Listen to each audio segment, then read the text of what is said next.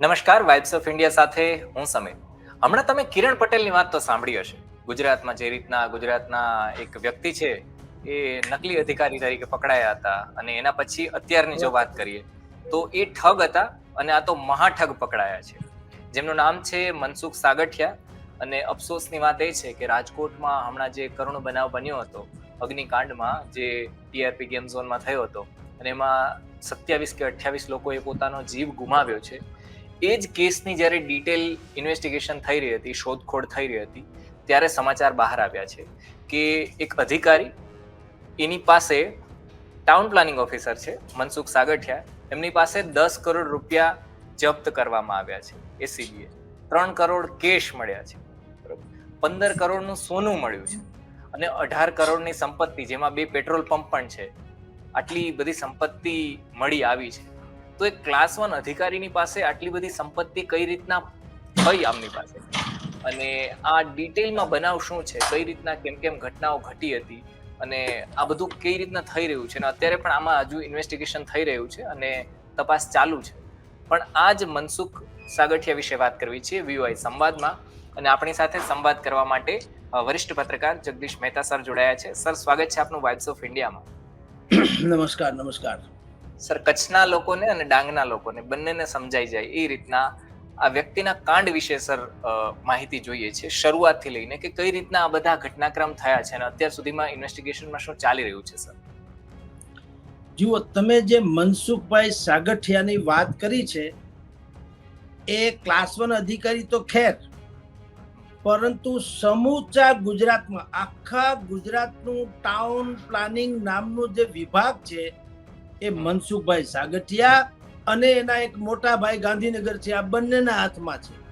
પહેલી વાત તો એ, કારણ કે ક્લાસ 1 અધિકારી છે પણ આટલો બધો રૂતબો શું કામ છે ને આટલા બધા પૈસા શું કામ બનાવી છે વગેરે વગેરે, તો એ તો અહીંયા રાજકોટમાં રણી ધણી જેવા હતા જ.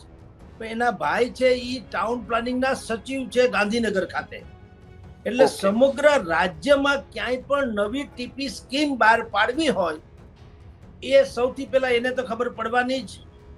એને પડે એટલે એના ભાઈને ખબર પાડવાના, એના ભાઈને પડે એટલે એ શાસક પક્ષના લોકોને કહેવાના, અને શાસક પક્ષના એટલે કે ભારતીય જનતા પાર્ટી અત્યારે શાસનમાં છે, એટલે એ લોકો શું કરે કે જ્યાં પણ નવી ટીપી સ્કીમ નીકળવાની હોય એ સ્વાભાવિક જ વગડા જેવી સ્થિતિમાં જમીન હોય, અત્યારની સ્થિતિ તો વન વગડા જેવી હોય અથવા તો અવિકસિત, ત્યાં નવી ટીપી સ્કીમ નીકળે. એટલે પેલા ભારતીય જનતા પાર્ટીના લોકો શું કરે એ આપને કહું કે જ્યાં ટીપી સ્કીમ નીકળવાની હોય એ વિસ્તારમાં પેલા એના માણસોને મોકલે, અને ત્યાંના જે કોઈ ખેતર બેતર રાખીને બેઠા હોય એને કહે કે ભાઈ આ જમીન અહીંયા ઠેઠ રાખીને શું ફાયદો વગેરે. તો ઓલા લોકો પણ સામે પક્ષે એવું કહે કે ભાઈ વાત તમારી સાચી, પણ હવે અહીંયા કોણ અમારી જમીન લે? એટલે પછી માથે હાથ રાખતા હોય એમ કહે છે કે ભાઈ અમે ટ્રાય કરીએ, પૈસા જેની પાસે હોય એને હું પૂછી લઉં, વાતચીત કરી લઉં, જો તમારી જમીન લઈ લેતા હોય તો તમારો છુટકારો થાય ને મને તો 2 પૈસા કમિશન ના મળે અથવા તો તમારી દુઆ મળે વગેરે વગેરે. એટલે ઓલા લોકોને એમ લાગે કે આ ઉપકારી માણસ છે.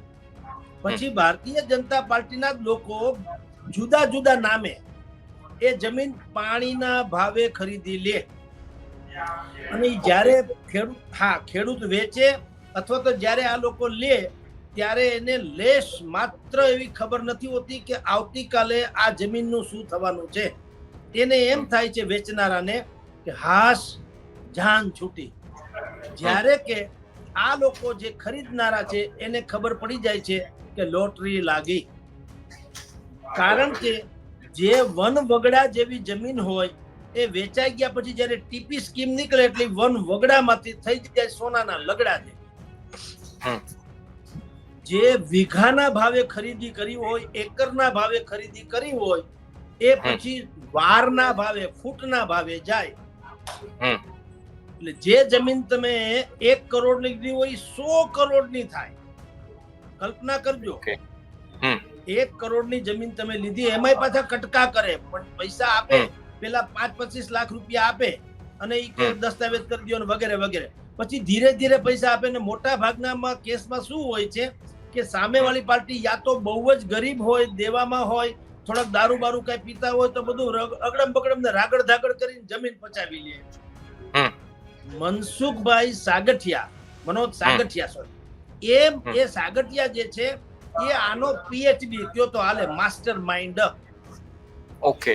તો ભારતીય જનતા પાર્ટીના એક પૂર્વ ધારાસભ્ય અને અત્યંત સ્ટ્રોંગ વ્યક્તિ જેને કહી શકાય રણનીતિકાર, એનો દીકરો પણ એની સાથે ભાગીદારીમાં હોવાનું કહેવાય છે. આ તો એકમાત્ર છે, ઓન રેકોર્ડ આવેલી વાત છે. આજે તો નામ જોગ આવ્યું છે મીડિયામાં, પણ આપણા મીડિયામાં તો ઘણા દિવસોથી અમે આ બધું કહી રહ્યા છીએ કે ટાઉન પ્લાનિંગ ઓફિસર સાગઠિયા જે છે એ તો હિમશિલાની ટોચ છે. ભીતરમાં તો આખે આખું બહુ વિરાટ પરિસ્થિતિ છે જેની કલ્પના પણ ન થઈ શકે. કારણ કે ભારતીય અહીંયા સ્ટ્રક્ચર તમને સમજાવું, મહાનગરપાલિકામાં શું આખી ગતિવિધિ છે સમજાવું. રાજકોટની ધરતી એટલે સોનાની લગડી. અહીંયા ભલે બાકી બધું જ કહેવાતું હોય કે ડીઝલ એન્જિન નો વેપાર છે, સ્પેર પાર્ટ નો વેપાર છે, બધા બોલ બેરિંગ્સ નો વેપાર બહુ મોટો ઉદ્યોગ છે, વિવિધ પ્રકારની એમ કે ધારો કે વેફર ગોપાલ આપણે બાલાજી વેફર ખાઈએ છીએ, ઇન્ટરનેશનલ લેવલની વાતો છે, એ બધું છે ખરું. પણ સૌથી વધુ ધબકતો કોઈ ધંધો હોય એ છે જમીન મકાનનો.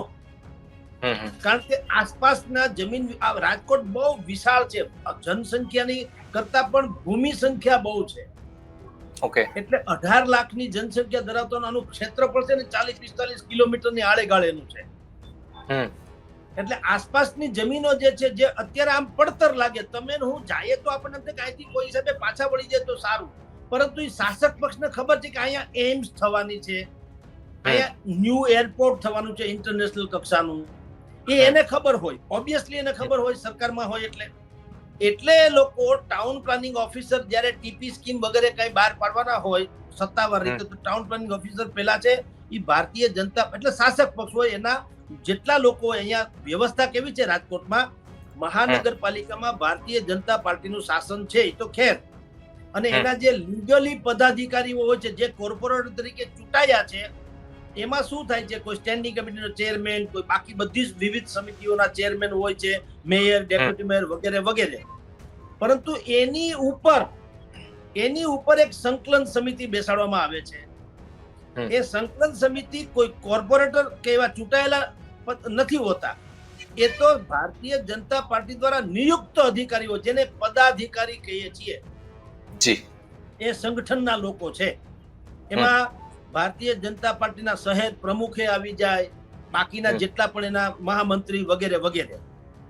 તો આ જે સંકલન સમિતિ હોય શું કરે છે કે કોર્પોરેશનમાં એનો બેસણા ઉઠણા ન્યા જ હોય. એટલે એ લોકો ટાઉન પ્લાનિંગ ઓફિસર થી માંડીને બધાની, ઓબ્વિયસલી સરકારમાં ભારતીય જનતા પાર્ટી એટલે અધિકારી તો સલામ મારવાના જ છે.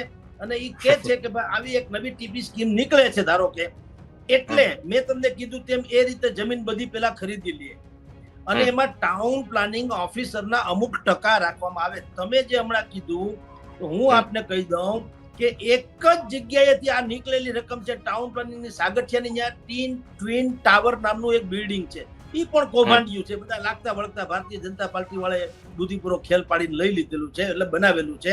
ગરીબ માણસો ત્યાંથી કાઢ્યા અને પીપીપી ધોરણે, પબ્લિકની પાર્ટનરશિપના ધોરણે બનાવ્યું. પબ્લિક એટલે ભાજપ, અહીંયા પબ્લિક બીજા કોઈનું કોઈ આવતું નથી. તો એ લોકો શું કરે છે કે એક જ એની ઓફિસ છે સાગઠિયાની, એ ઓફિસની 901 કે નંબરની જે ઓફિસ છે એની તિજોરી ખોલી, એમાંથી શું નીકળ્યું, 5 કરોડ રૂપિયા રોકડા, 22 કિલો સોનું, કિલો તોલા નહીં, 22 કિલો સોનું, 2 કિલો ચાંદી અને 4 બક્સા ભરાય એટલી ફાઇલો, બિલ્ડર્સની બધી, આર્કિટેક્ટ બિલ્ડર્સની. હવે કોર્પોરેશનમાં રાખવાના જે દસ્તાવેજો કહી શકાય એ બધે અહીંથી તમને મળી, આની પ્રાઇવેટ ઓફિસમાંથી. અને આ તો હજી એક ઓફિસની વાત છે, હજી એના બેંક એકાઉન્ટ તમે તપાસો, એના ફાર્મ હાઉસીસ છે, એના પેટ્રોલ પંપ છે, એના બીજા કેટલાય ભૂતિયા જેને કહી શકાય એવા ભાગીદારો છે જે ભારતીય જનતા પાર્ટીના જ છે. આ બધા મિલી ભગત છે, આમાં કોઈ ચમત્કાર નથી કે કોઈ ભારતીય જનતા પાર્ટી દૂધે ધોયેલું નથી, ને કોઈ એસીબી થી માંડીને કોઈ એસઆઈટી, એ કોઈએ કઈ બહુ મીર માર્યો એવી કઈ વાત છે નહીં. આ તો હવે સૂળીએ ચડાવો કોઈ જાડા નરને જોઈ, એ જે ઓલું છે ને અંધેરી નગરી ને ગંડુ રાજા ટકેસર ભાજી ટકેસર ખાજા, એમ હવે આ એક જ ભાઈ ઉપર જો ગાળીઓ ફીટ કરીને પૂરી દેવામાં આવે તો અમે બધા બચી જાય એમ. એટલે પરિસ્થિતિ એ છે. સાગઠિયા સાગઠિયા સાગઠિયા, અરે સાગઠિયા તો મગતરું છે. અમારે ત્યાં દરેક જેટલા કોર્પોરેટરો છે મોટા ભાગના કોર્પોરેટરોને આજથી 15 વર્ષ પહેલા સાયકલ લેવાની હસ્તી નહોતી. આજે મર્સિડીઝ એક નહીં 5 ફેરવતા હશે અને મિનિમમ 500 થી 1000 કરોડ ની આઈટમો છે. બધા 500 થી 1000 કરોડ. એટલે અત્યારે તમે જે કીધું સાગઠિયાથી નીકળ્યું છે એ બધું બરાબર છે. ખેર એ તો હવે છીંડે ચડેલો ચોર છે. પણ ખરેખર જે છે હજી જે છે એના હવે શરૂ થયું છે. એસઆઈટી એ કઈ કર્યું નહીં, ઢાકો ઢુંબો કર્યો. જે સુભાષ ત્રિવેદી ના અધ્યક્ષ હેઠળ એસઆઈટી સરકારે રચી હતી એ નકરું એ તો લીપણ કરીને ગયા, ઢાકો ઢુંબો કરીને ગયા. એની કોઈ વેલ્યુ નહીં. આપણે તો ખેર હાઈકોર્ટ જેવી હાઈકોર્ટે કીધું કે તમારો ડિંડક બંધ કરો. તમે કાંઈ ઉકાળ્યું નથી એસઆઈટી એ. હાઈકોર્ટે કીધું. આપણે તો મીડિયા તરીકે કહીએ તો કોઈને બાયસ બી લાગે, કોઈને લાગે કે આનું કોઈ એજન્ડા છે કે વળગણ છે. હાઈકોર્ટે કીધું કે તમે એસઆઈટી ને શટ ડાઉન, આવું કીધું, બંધ કરો આ ડખો. એટલે અને સરકારની ઉપર ફિટકાર વરસાવી એટલે સરકારે બીજી એક કમિટી, સત્ય શોધક સમિતિ, ઈ પણ એના મામા માસીના છે, એ થાબડભાણા કરે છે. એને કઈ સત્ય શોધ્યું નથી. અત્યારે જે કઈ બધું સત્ય બહાર આવી રહ્યું છે એ ડ્યુ ટુ રાજકોટની જર્નાલિઝમને આભારી છે, પત્રકારિતાને આભારી છે. વાહ. રાજકોટના તમામ દૈનિકો જે છે, સાંજે દૈનિકો કયો યા સવારના દૈનિકો કયો, અમારે ત્યાં એક આમ તમને કહું તો બધે હશે ખબર નહીં, પણ હું અહીંની રાજકોટમાં 30 વર્ષથી રહું છું. હું તો ઘણી વખત કહું છું કે ગમે તેવું કૌભાંડ હોય યા ગમે તેવો સામે માણસ જે છે ખાના હોય, મારી ભાષામાં ડાઘિયા કૂતરાની જેમ ફાડી ખાઈએ સાહેબ. અહીંયા તો એવું ચાલે છે. હા, અને અમે ખાલી પેન થી લડીએ નહીં. આ ગામમાં પત્રકારો એવા છે બધો બધે આવી જાય તો વાંધો નહીં, ત્યાં સુધી તૈયારી હોય છે. સર વચ્ચે રોકો, એક ઇન્સિડન્ટ મારે કેવો છે. જી, જ્યારે રાજકોટની ઘટના અમે કવર કરતા હતા, એટલે હું અને મારો અમદાવાદનો એક પત્રકાર, હું તો મૂળ જુનાગઢનો છું એટલે રાજકોટ આવવા જવાનું થતું હોય, તો અમે કવર કરવા માટે આવ્યા હતા. ત્યારે અમે આખા રાજકોટમાં ફર્યા. તો મારા અમદાવાદના પત્રકારે મને એવું કહ્યું કે સમીરભાઈ તમારે અહીંયા રાજકોટમાં કેમ બધા જે છાપાઓના નામ છે એનાથી સર્કલ. પછી મેં એને આખી સ્ટોરી કીધી કે રાજકોટનું જર્નલિઝમ શું છે. Continue sir. Very good. તો અહીંયા એવું તો છે સાહેબ, ખોટું નહીં. કારણ કે અમે લોકો એટલે કે રાજકોટના જેટલા પત્રકારો છે એમાં એક વસ્તુ તો નિશ્ચિત છે કે ખુદાનો ડર એ તો છે જ. ઈશ્વરનો, ખુદા ઇન ધ સેન્સ ઈશ્વરનો ડર છે કે અમુક બાબતોમાં કોઈ દિવસ આ લોકો બાંધછોડ અમે લોકો કરતા નથી હોતા. બાકી બધી બાબતો હોય તો અમે લીગાલિટી ઉપર જઈએ કે ભાઈ સરકાર કે તપાસ સમિતિ નિમે કે એ લોકો જેટલું કેટલું ઓકે. પણ જ્યારે આ ટીઆરપી કાંડ છે ધારો કે, તો એ રાજકોટનો જે ટીઆરપી કાંડ છે એ છેલ્લા હું તમને કહું નજીકના ઇતિહાસનો સૌથી કરુણતમ ઘટના છે. અને એ ક્યારે અમે લોકો એટલે કે પત્રકાર અમારો ધર્મ છોડીને અમને કદાચ સોને મઢી દે તો પણ અમે ક્યારેય એમાં સમાધાન કરીએ નહીં. કારણ કે આના 27-28 દીકરાઓ જે છે રીંગણાની જેમ શેકાઈ ગયા સાહેબ, જીવતે જીવત. કલ્પના કરો કે જેવી વાત નથી. અનેકો પરિવારોના વંશવેલો ખતમ થઈ ગયો. કઈક બેન દીકરીઓના કાં તો વિરલા હોયા ગયા ને ક્યાં તો એના શેથાનો સિંદૂર ભૂસાઈ ગયો. આ કોઈ જેવી તેવી ઘટના નથી. હજી તો સરકારને સંવેદનશીલ ગણવી કે કેમ એ પરિસ્થિતિ છે. કારણ કે એક વખત અહીંયા આવીને ફોટોજેનિક રીતે મળી ગયા, 4-4 લાખ રૂપિયા આપી ગયા, પછી હરિઓમ કોઈ દિવસ દર્શન નથી આ લોકોના. અહીંના જે કોર્પોરેટરો છે, ધારાસભ્યો છે, સંસદ સભ્યો છે, ભારતીય જનતા પાર્ટીના નેતાઓ છે, કારણ કે આ તો હબ છે સૌરાષ્ટ્રનું. ભારતીય જનતા પાર્ટીને રાષ્ટ્રીય લેવલની પાર્ટી બનાવવાનું કેન્દ્ર સ્થાન છે રાજકોટ. અને રાજકોટના ભારતીય જનતા પાર્ટીની ઓળખ પણ એ છે. સામાન્ય સંજોગોમાં એવું બનતું અહીંયા મેં એવો રાજકોટનો ભારતીય જનતા પાર્ટી એટલે કે પક્ષ જોયો છે આજથી 15-20 વર્ષ પહેલા. અત્યારે ભાજપ બી છે, ભાજપ એ નથી, ભાજપ બી છે. હું કહું છું એ અને બી શું ઈ. અગાઉના સમયમાં એવું હતું, હું આપને ખાલી કહી દઉં, ચીમનભાઈ શુક્લ, વજુભાઈ વાળા, હમ. ગોધુમલ આહેજા, અરવિંદભાઈ મણિયાર, કેશુભાઈ પટેલ, આ લોકોના સમયનો જે ભારતીય જનતા પાર્ટી, હજી તો અનેકોના નામ મને અત્યારે કંઠસ્થ નથી, જનકભાઈ કોટક, આ બધા વિરલાઓ જે તે સમયે હતા. એમાં એટલું હતું, જો બધા દૂધે ધોયેલા છે એવું હું કેતો નથી. શું કામ? જાહેર જીવનમાં રહીને કોલસાની તમે ખાણમાં જાઓ તો કાળા થાવ ને થાવ. એટલે થોડું ઘણું કઈક કરતા હશે લોકો, કારણ કે પાર્ટી ચલાવવી પણ કઈ નાની માના ખેલ નથી. એટલે આપણે સાવ વાહિયાત વાત નહીં કરીએ કે એ બધા દૂધે ધોયેલા હતા અત્યારે બધા બગડી ગયા. પણ એક વસ્તુ કહું કે ત્યારે અમુક બાબતોમાં સિદ્ધાંતિક વાત હતી, અને એ એવો પક્ષ હતો કે કોર્પોરેટરો એના વિસ્તારમાં ગમે તેનું મૃત્યુ થાય, સામાન્ય પ્રજાનો, આપણા જેવા સામાન્ય વ્યક્તિને ત્યાં કોઈને કરે પણ સારો માઠો પ્રસંગ હોય તો બેસણા ઉઠમણામાં આવતા, અને લગ્નમાં હોય તો ફોટો પડાવીને વયા જતા. આટલો ગરોબો હતો ભારતીય જનતા, એ ઓરિજિનલ ભારતીય જનતા પાર્ટી છે, સમજી લો. એટલે ઘરઘરાવ છે દરેક ભારતીય જનતા પાર્ટીનો દરેક નેતા. લોકોને એમ લાગે મારો પોતીકો માણસ છે. હવે એવું નથી. હવે ભારતીય જનતા પાર્ટી બી ટીમ છે. બી એટલે શું કે ભાઈ તમે કાંઈ કરો નહીં, બિલકુલ તમારું યોગદાન 0, પણ તમે હાઈ કમાન્ડની ગુડ બુકમાં રહી જાઓ એટલે તમે બહેતરીન. તો જે સીઆર પાટીલે અહીંયા, ભલે સીઆર પાટીલને બધા આપણે એટલે વંદન કરવા પડે કે એને ત્રીજી વખત ભારતીય જનતા પાર્ટીને લોકસભામાં 26 માંથી 25 બેઠક જીતાડીને પણ સામે પૂરે તરીને, એમાં સેલ્યુટ, ના નહીં. અને 156 ને 172 ને 62 ને જે કઈ સીટો અપાવી વિધાનસભામાં, એના માટે પણ એને ધન્ય હો. પણ એક વસ્તુ કહું સાહેબ, પૈસા હોવા એ દરેક, બધા બે પાસે, દાઉદ પાસે પૈસા છે અને દીપચંદ ગારડી પાસે પૈસા છે, હતા કે છે. તો દીપચંદ ગારડી ની શું વેલ્યુ છે, દાઉદ ની શું વેલ્યુ? પૈસા તો દાઉદ પાસે છે, પણ એને કઈ દીપચંદ ગારડી કહેવાય નહીં, લક્ષ્મીપતિ ન કહેવાય. તો લક્ષ્મીપતિ એટલે એવી રીતે તમે પેલા જે ભારતીય જનતા પાર્ટી હતી એ લોકપ્રિયતાની ચરમ સીમાએ જીતતી હતી. લોકોને એમ લાગતું હતું કે આને જ મત અપાય કારણ કે આ હિન્દુવાદી છે, માનવતાવાદી છે વગેરે. હવે શું થઈ ગયું છે કે જે સીઆર પાટીલની ગુડ બુકમાં છે એ બધા જ લોકો શીર્ષ સ્થાને છે અત્યારે ભારતીય જનતા પાર્ટીના. અને જે ઓરિજિનલ છે, પાણીમાં ફટકડી નાખો અને જેમ કચરો નીચે બેસી જાય ને ઉપર પાણી સ્વચ્છ થઈ જાય, એમ કચરો બેસી ગયો હોય એ સેન્સમાં આ નવું પરિમાણ એવું ઉમેરાણું પાણીમાં ભારતીય જનતા પાર્ટીમાં. ઓરિજિનલ જે ભારતીય જનતા પાર્ટીને વૈચારિક રીતે પણ જે ગોઠવાયેલા હતા એ બધા અત્યારે હાસ્યામાં છે. અને અત્યારે આવા જે બિલાડીના ટોપની જેમ ફૂટી નીકળેલા નેતાઓ જે છે એ અત્યારે શીર્ષ સ્થાને છે. હવે એને સિદ્ધાંતને કઈ લેવા દેવા નહીં. રાજકોટના અત્યારે જે સાગઠિયા કાંડ છે એના હમણાં નીકળવાના, બધાના નામ આવવાના છે. આજે તો અડધા પડધા આવી ગયા, આજે નહીં 15-20 દિવસ મહિને. અમે તો જ્યારથી ટીઆરપી ગેમ ઝોન નો આ કાંડ બન્યો ત્યાર પછીથી મીડિયામાં જે રીતે કહેવાતું હોય એ રીતે તો કહેતું છે, બધાને ખબર જ છે કે અમે કોના વિશે શું કહી રહ્યા છીએ. પણ ઓન રેકોર્ડ ઈ હવે ધીરે ધીરે આવતું જાય છે.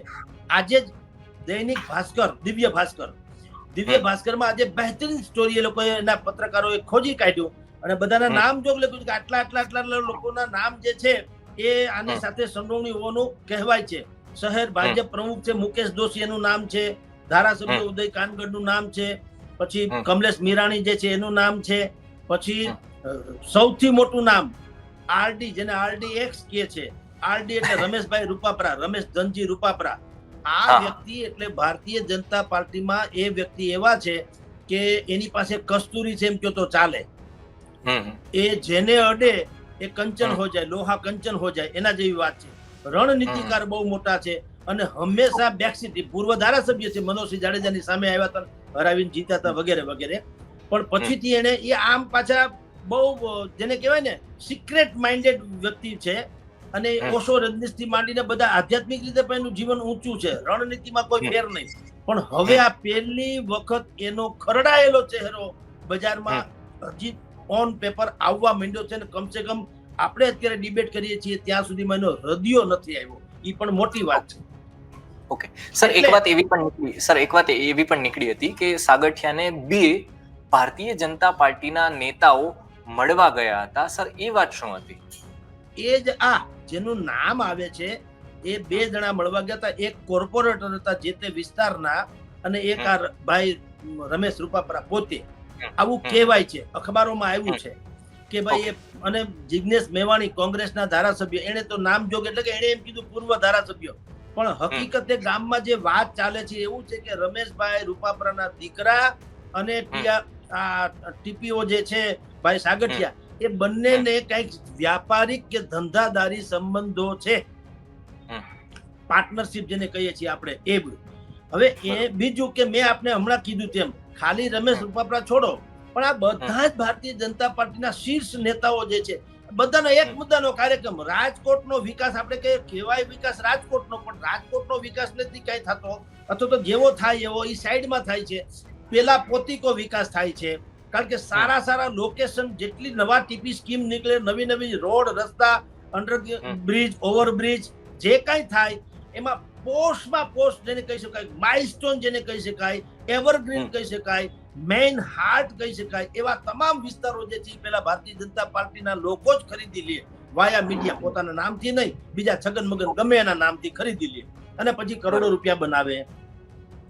તો સવાલ એ છે કે આ જે પોલીસને મળવા ગયા હતા તમે, એમાં પણ રમેશ ધનજી એટલે રમેશ રૂપાપરા ટૂંકમાં એ અને ત્યાંના એક કોર્પોરેટર છે, એ બંને ત્યાં મળવા ગયા હોવાનું કહેવાય છે કે ભાઈ એને જેલમાં. હવે એ પછી બાના કોઈ પણ કાઢી શકે કે ભાઈ અમે તો બીજા કારણોસર ગયા હતા મળવાની. એવડી મોટી હસ્તી છે રમેશ રૂપાપરા કે ભારતીય જનતા પાર્ટી એની ઉપર કઈ એક્શન બેક્શન લેશે નહીં. આજે પણ રજની પટેલે શું કીધું, રજની પટેલ ભારતીય જનતા પાર્ટીના મહામંત્રી, એને શું કીધું કે જો કોઈ પોલીસ જેલમાં સાગઠિયાને મળવા ભારતીય જનતા પાર્ટીનો કોઈ નેતા ગયો હશે તો અમે સમય આવે પગલા લેશું. તમે વિચાર તો કરો, શબ્દો જુઓ બધા, સમય આવે એટલે તો એમ કે આપણે મૂડ આવે તો આપણે ગીત ગાઈ લેવું એના જેવું. આ શિસ્તબદ્ધ કે કેડર બેઝ પાર્ટીની કોઈ વ્યાખ્યા કરી આવી? તમારે તો આમ છાતી ઠોકીને કહેવું જોઈએ કે જો કોઈ આ અપરાધી ક્ષેત્રમાં સામેલ હશે, ઓન ધ સ્પોટ એને અમે કડકમાં કડક કાર્યવાહી ખા નથી કહેતા.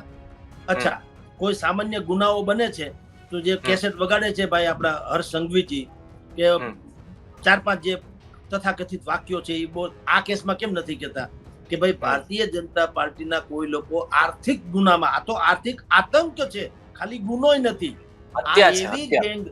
હા, એ તો ઓલું તો ઠીક, ટીઆરપી માં તો જનસંહાર છે, સમજી લ્યો, બેદરકારીથી નહીં, ષડયંત્ર પૂર્વક માનવ સંહાર તમે કર્યો છે. પણ હવે એ એટલું બધું ગવાઈ ચવાઈ ગયું છે કે એને તમે એપાર્ટ ફ્રોમ ધીસ, આ તમે જો મગજમાં રાખો, ભારતીય જનતા પાર્ટીએ જે મહાનગરપાલિકામાં 3 દશકાથી પોતાનું એક ચક્રી શાસન રાખ્યું છે, એ શાસનની ભીતરમાં શું છે, કરોડો અબજો રૂપિયાના ભ્રષ્ટાચાર. તો હર્ષ સંઘવી એમાં કેમ નથી કહેતા કે અમારો એક પણ ધારાસભ્ય, સંસદ સભ્ય કે કાર્યકર આવા પ્રકારના આર્થિક રીતે કોઈ પ્રકરણમાં સંડોવાશે અથવા તો પુરાવા સહિત, હાલો કઈ વાંધો નહીં, આપણે ક્યાં ના પાડીએ છીએ, પુરાવા સહિત હશે. અને પુરાવા એટલે આ તો તમને બુદ્ધિપૂર્વક ખો આપે છે આ લોકો, ખો આપણે ભાષામાં રમીએ ને એમ કે તમે પુરવાર કરજો કે અમે બદમાશ છીએ એમ, જ્યારે કે એને બધી રજની ખબર છે, સમજી લ્યો. હા, એને બધી જ ખબર છે. પહેલા દિવસથી ટીઆરપી કાંડમાં હું તમને એક લીટીમાં કહીશ, તમે આગળ સમજી શકશો સાહેબ. 2021 માં ટીઆરપી ઝોન શરૂ થયો, ગેમ ઝોન 2021 બરાબર, અને 2024 માં કાંડ થયો. 3 વર્ષમાં નથી એનઓસી લેવાનું, નથી ફાયરની કોઈ વ્યવસ્થા, નથી ફર્સ્ટ એડની કોઈ વ્યવસ્થા, નથી ત્યાં કોઈ વાહન એવું ઉભું રાખતા કે ભાઈ તાત્કાલિક કઈ થાય તો એમ્બ્યુલન્સ જેવું કે ડોક્ટરને પહોંચી શકાય, ત્યાં કોઈ પેરામેડિકલ સ્ટાફ નથી રાખવામાં આવ્યો, ત્યાં કોઈ ટાઉન પ્લાનિંગ ઓફિસરને ભાઈ અમે કાયમી સ્ટ્રક્ચર બાંધીએ છીએ તો તમારી અમારે મંજૂરી જોઈએ, કાયમી એ કાંઈ નહીં, એ કશું જ નહીં. આ બધી જ મિલીભગત એના 2021 ની વાત કરું તો 2021 માં મુખ્યમંત્રી કોણ હતા, 2021 માં મહાનગરપાલિકાના કમિશનર કોણ હતા, 2021 માં રાજકોટના કલેક્ટર કોણ હતા, 2021 માં રાજકોટના પોલીસ કમિશનર કોણ હતા, 2021 માં ટીપીઓ કોણ એટલે કે જ્યાં સાગઠિયા કોણ હતા, 2021 માં સ્ટેન્ડિંગ કમિટીના ચેરમેન કોણ હતા, મેયર કોણ હતા, અને 2021 માં સંકલન સમિતિના વડા કોણ હતા. આ બધાની જવાબદારી બને. એમાં હું આજે અત્યારે ગાળ બોલું, આમાં ભૂલથી કે ગમે તેમ ગાળ બોલું તો ગુનેગાર તો હું જ છું, વાત થઈ ગઈ પૂરી. હવે એમાં એસઆઈટી નિમવાની, મેં પટ્ટાવાળો શર્ટ બ્લુ કલરનો પહેર્યો છે, એમાં એસઆઈટી નિમવાની જરૂર ખરી? તમે હું જોઈ શકીએ, કરોડો લોકો આપણને જુએ તો ખ્યાલ આવે કે ભાઈ તમે આ શર્ટ પહેર્યો છે, એટલું દીવા જેવું સ્પષ્ટ છે. 2021માં આ બધા સંલગ્ન ડિપાર્ટમેન્ટના વડા કોણ હતા જેણે આંખો વીંચી દીધી, કાનૂની રીતે અપરાધ કર્યો, એની ફરજ ચૂક્યા અને અમારા છોકરાઓ બધા બળીને મરી ગયા. તો તમારા પાપે અમે મર્યા છીએ તો કન્ફર્મ છે. હવે તમે પછી થૂકાથૂકી કરો ને એકબીજાને ખો આપો એમ ન ચાલે. ચીફ ફાયર ઓફિસર ભાઈ, તમે કેમ કેર ન કરી કે અવડું મોટું સ્ટ્રક્ચર છે, 1600 થી 2000 ચોરસ વારમાં બનેલું, લોખંડ છે, લાકડું છે, થર્મોકોલ છે, ડીઝલ છે, પેટ્રોલ છે, વળી પાછું ત્યાં તમે વેલ્ડિંગ કરો છો, કોઈ જાતની સલામતી નથી, એન્ટ્રી ગેટ નથી, એક્ઝિટ ગેટ નથી, કોઈ સર્ક્યુલેશન થઈ શકે એવું કોઈ પ્રકારની વ્યવસ્થા છે જ નહીં. અને તમે એક ગેમ ઝોનમાં આ બધા છોકરાને ભેગા કરી દો છો, 30, 32, 35, 40 છોકરા એમાં રમતા ઝૂમતા હોય. 3 વર્ષ કાંઈ નહીં થયું એટલે કાંઈ ન થયું તો નહીં, અંતે તો થયું. અને થયું ભોગ આખો રાજકોટ બન્યું. જેના વયા ગયા એને પૂછો તો ખબર પડે. હમણાં તમને કહું, એક બાપા છે, ક્ષત્રિય સમાજના નેતા, અગ્રણી હતા, એના છોકરો એમાં હોમાઈ ગયો દીકરો, બરાબર. એની વલોપાતમાં ફાધરે પણ પ્રાણ ત્યાગી દીધા. અને બીજી એક માં છે, એવી એક માતા છે, એને એના દીકરાની યાદ કોઈ દિવસ વિસરાય નહીં, એટલે એના જે અસ્થિ છે એ અસ્થિને ટેટુની સાઈમાં ભેળવી અને પોતાના કલાઈ ઉપર દીકરાનો ફોટો અંકિત કરાવ્યો કે હું. અને એનું ગુજરાતી એને એમ કીધું કે ભલે કુદરતે મારી પાસે આ છીનવી લીધો અને આ પાપી લોકોએ છીનવી લીધો, પણ હવે મારા અસ્થિ જ્યાં સુધી નહીં વળો પાય, મારા અસ્થિ, હું માનવ દેશ છું પણ મારા જયારે અસ્થિ થઈ જશે ત્યાં સુધી મારા દીકરાને કોઈ નોખો કરી શકશે નહીં. આટલી કરુણાંતિકા છે સાહેબ. તો એટલી કરુણાંતિકા જે છે ને, મેં તમને બધું જ ગણાવ્યું છે, અપરાધીથી માંડીને જેટલા લોકો, એક માણસને શરમનો શેરડો ફૂટતો નથી, કરુણાની સરવાણી ફૂટતી નથી, આશ્વાસનનો બોલ્યા નથી, કોઈના પરિવારના ખરખરે ગયા નથી, કશું કોઈને વેણ કીધું નથી, મદદ કરવાની વાત કરી નથી. તો શેની સરકાર તમે મને કયો? સરકારનો અર્થ હોય છે માય બાપ, जिसका कोई नहीं होता है उसका खुदा होता है, એમ કહેવાય છે. તો તમારાથી આ ભલે ભૂલ નથી, અપરાધ જ છે, પણ કન્ફેશન ક્યાં? તમે સ્વીકારતા તો છો નહીં. એટલે આ બધું જ પાપ જે છે એ મીડિયા, રાજકોટના મીડિયાએ ઉજાગર કર્યું છે, શરમ રાખ્યા વગર. નહીં તો બધા જ અમારા મિત્રો છે, આમ તો ઓળખીએ છીએ એકબીજાને. પાછું એવું નથી કે અંધારામાં તીર મારીએ છીએ, બધા જ ઓળખીએ છીએ પરસ્પર, અમે એને. પણ અમે એમ કહીએ છીએ કે કેટલીક બાબતો એવી હોય કે એને છુપાવાય નહીં. એ જે હોય તમારે કેવું, છાતી ઠોકીને બોલવું જ પડે, બે ધડક. અને એમાં અમારે જે સહન કરવું પડે, કદાચ ટીકા સહન કરવી પડે, સંબંધો તૂટે, સરકાર તરફથી વળી બીજી કઈક વાત આવે, તો જે આવે તે. અમારો ધર્મ છે સત્ય બોલવું અને લોકોની ફેવરમાં સાચી વાત હોય કરવી. લોકોની ભૂલ હોય તો એ પણ કહીએ છીએ, પણ જે વસ્તુ તમારી નજર સામે આટલી મોટી હોનારત સર્જાઈ જાય અને આટલા પરિવારો બરબાદ થઈ જાય અને તમને કોઈને શરમ ન આવે અથવા તો એક પ્રકારની કરુણા ન જાગે, તો એ તો કઈ રીતે? એ પાપના કોઈ ભાગીદાર રાજકોટના પત્રકાર તો કમસે કમ બને નહીં. અને એટલે આ બધું ઉજાગર પત્રકારો દ્વારા જ થયું છે અને એટલે એ લોકોએ એની સજા ભોગવવી રહી. ઓકે સર, અત્યાર સુધીની વાત કરીએ, જો જૂના બનાવો આપણે જોઈએ તો નાના નાના અધિકારીઓ છે એ કદાચ ને આવી બહુ, આપણે અગ્નિકાંડ સુરતની વાત કરીએ તો એ પણ થઈ ચૂક્યું છે, વડોદરામાં પણ થઈ ચૂક્યું છે, અમદાવાદમાં અને બોટાદમાં લઠ્ઠાકાંડ પણ થયું હતું, મોરબીમાં પણ કરુણાંતિકા થઈ છે. આ બધાની અંદર સર જોઈએ તો જે નાના નાના લોકો હતા એને પકડી લેવામાં આવ્યા હતા અને જે મોટા માથાઓ છે એ છોડી દેવામાં આવ્યા હતા. બાકી પણ આના જો બીજા બનાવો છે, આપણે કોઈના નામ લઈને નથી કહેવા, પણ એ બધા બનાવોની પણ વાત કરીએ તો નાના કોન્સ્ટેબલ હોય અથવા તો ક્લાસ 3 અધિકારી હોય, એ બધાને પકડવામાં આવતા હતા. હવે ક્લાસ 1 અધિકારીઓને પણ પકડવામાં આવી રહ્યા છે. શું ભવિષ્યમાં આવા જે લોકો છે, જે લોકોના હત્યારા છે, એ પછી કોઈ પણ રાજકીય પક્ષમાં હોય, એ ભાજપમાં હોય, કોંગ્રેસમાં હોય, આપમાં હોય, ટીએમસીમાં હોય, એઆઈડીએમકેમાં કે કોઈ પણ પક્ષમાં હોય, પણ એની ઉપર સર સરકાર ક્યારે પગલા લેશે? આપને શું લાગે છે? ક્યારેય નહીં. એનું કારણ તમને કહું, આ બધા છે ને આંધળો પાટો રમે છે. સરકારમાં બુદ્ધિ નથી, એને કોઈને કાંઈ ખબર નથી પડતી. સમજી લ્યો, તમે આગળ મારી સાથે હા પાડશો ને કદાચ આપણને જે સાંભળતા હશે ને એ પણ કાન પકડશે કે આપણી વાત સાચી છે. આપણે સરકારના વિરોધી નથી, બલકે આપણે એવા ટીકાકાર છીએ કે જો સરકાર આને પોઝિટિવ લે તો એને એની જાત સુધારવાની તક મળે. કાલે કોઈનો દીકરો ન અત્યારે ગુજરાતમાં 17 સભ્યોનું પ્રધાન મંડળ છે. બરાબર, અત્યારે હવે વિસ્તરણ તો થાય ત્યારની વાત, ત્યારે વિસ્તરણને આખું પલટાવવું પડશે, પણ આ તો અત્યારે બે ઘડી સાંભળે 17 લોકો છે મુખ્યમંત્રી સહિત. બરાબર, તમે સર્વે પણ કરાવી શકો છો ઓનલાઈન. અને અત્યારે આપણે બે ભાઈઓ ડિબેટ કરીએ છીએ, હું પત્રકાર છું, આપે આ મીડિયા લાઈનમાં છો. 5મા મંત્રીનું નામ મોબાઈલમાં જોયા વગર કયો તો આપણે નહીં કહી શકીએ. એક બે તમે કલ્પના કરો, નાણાં મંત્રી નેક્સ્ટ ટુ સીએમ કહેવાય અને નેક્સ્ટ ટુ પીએમ કહેવાય. આ એક ગૃહ મંત્રી છે હર્ષ સંઘવી, અને એક ભાઈ આપણા પાટીલ છે ભૂપેન્દ્રભાઈ, જેને મૃદુ અને મક્કમ એવું ખબર નહીં ક્યાંથી મળી ગયું એને વિશેષણ. આ બેને બાદ કરો તો સીઆર પાટીલ ને બધા ઓળખે કે સુપર સીએમ. આ 3 જણા, એકાદ બે જણાના બીજાના કોકના નામ થોડા ઘણા છે એટલે આપણને યાદ આવે, પરસોત્તમભાઈ સોલંકી કયો કે ફલાણા, ધેટ્સ ઓલ, વાત પૂરી. શિક્ષણ મંત્રી રામ જાણે, નાણાં મંત્રી રામ જાણે, બીજા બધા તો મંત્રી કેટલા છે કે ખાતું કોઈને કઈ ખબર જ નથી સાહેબ. તો જેના મંત્રીના નામ અડધા ગુજરાતને આવડતા ન હોય તેના કામ કેવા હશે તમે વિચાર કરો. અને આ આપણા જેવા સામાન્ય માણસો જો આ સમજી શકતા હોય તો તમે જેનું નામ લીધું કે આઈપીએસ કે આઈએએસ કેડરના લોકોને પગલા લેશે, અરે ત્રેવડ છે આ લોકોની પગલા લઈએ કે આને તો બુદ્ધિનો છાંટો નથી ને, ઓલા તો ખાનખાના છે, ભણેલા ગણેલા છે ભયંકર હિસાબે. અત્યારે આખા ગુજરાતમાં અધિકારીઓનું જ રાજ ચાલે છે. હમણાં તમને કહું, ભાસ્કરમાં જ પહેલા પાના ઉપર લીડ સ્ટોરી લખી હતી, જયરામભાઈ મહેતાની બાયલાઈન સાથે લેખ હતી કે તમામ ટીપીઓ જેટલા છે ટાઉન પ્લાનિંગ ઓફિસરો ગુજરાતના મિનિમમ 100 કરોડ રૂપિયાના માલિક છે, મિનિમમ. તો સવાલ એ છે કે અધિકારીઓનું રાજ છે અને મંત્રીમંડળમાં કોઈ કઈ કહી શકે એમ નથી, કારણ કે અધિકારીઓની પાસે યા તો આ લોકોની પૂંછડી દબાયેલી છે અથવા તો આને કઈ ટપો પડતો નથી.